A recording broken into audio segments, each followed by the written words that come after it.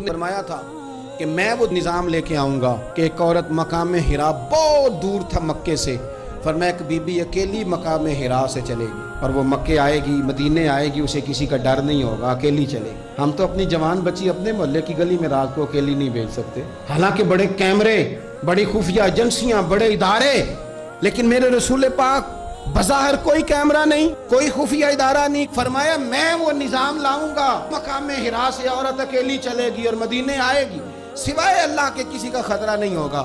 جناب ابو ہریرہ کہتے ہیں میں نے سن لیا تھا، میں منتظر تھا کہ وہ وقت آئے۔ پھر جناب عمر کا زمانہ، ایک بی بی آئی، وہ اونٹ پہ بیٹھی ہے اور اپنی گود میں اس نے گٹھڑی کپڑوں کی رکھی ہے۔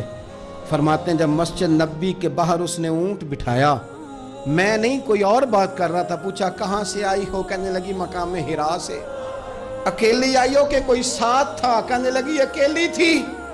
کہا کسی نے کچھ کہا تو نہیں؟ کہنے لگی قربان جاؤں مدینے والے نبی کے نظام پر، کسی نے آنکھ اٹھا کے نہیں دیکھا، روٹی تو پوچھتے رہے، پانی تو پوچھتے رہے، سونے کو جگہ تو دیتے رہے، پر سارے میرے عزت کی ناموس کے محافظ رہے۔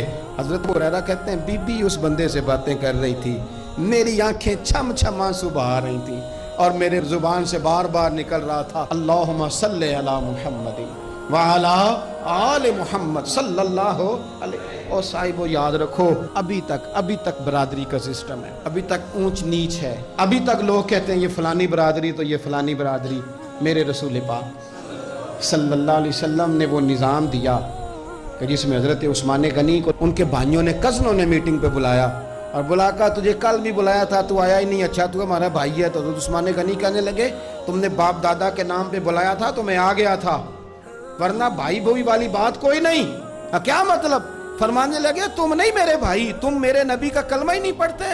میرا بھائی تو وہ بلال ہے جو حبش کا رہنے والا ہے، وہ میرا بھائی ہے اس لیے کہ وہ میرے رسول کا کلمہ پڑھتا ہے۔ یہ ایک برتن میں کھانا کھایا کرتے تھے ابو ذر غفاری اور بلال حبشی، یہ سردار اور یہ غلام ایک برتن میں انہوں نے روٹیاں کھائیں، ایک دوسرے کے ساتھ وقت بتائے، صبحیں اور شامیں ان کی کٹھی گزری، میدان جہاد میں اور امن میں یہ اکٹھے رہے، مصطفیٰ کے وصال پر یہ ایک دوسرے کے گلے لگ کے روئے، عشق رسول ان کا سانجا، محبت ان کی سانجی۔